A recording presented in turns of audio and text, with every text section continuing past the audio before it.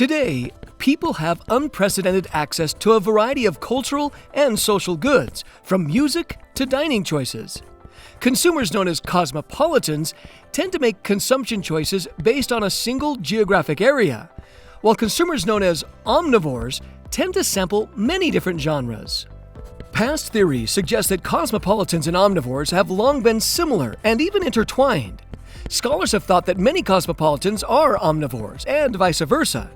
But by using consumption data on diners that allow separation of cosmopolitans and omnivores, researchers have found that in actuality, less than 10% of consumers are both.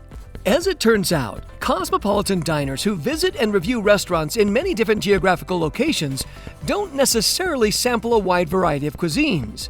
When they travel to different cities to sample food, they usually consume the same types of food with which they are familiar. And omnivores are often not very cosmopolitan. They tend to stay within their local environments, but in turn consume many genres of food. For example, one week they may eat Asian cuisine, while trying Mexican cuisine the following week. These omnivores are the most common types of consumers, eating in specialized restaurants and considering themselves food aficionados. However, both types of consumers make authenticity attributions more frequently than other food reviewers.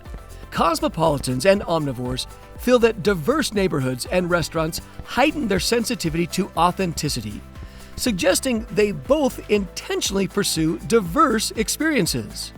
Wonder how organizational audience members such as cosmopolitans and omnivores value products and services? If so, you may want to read this paper.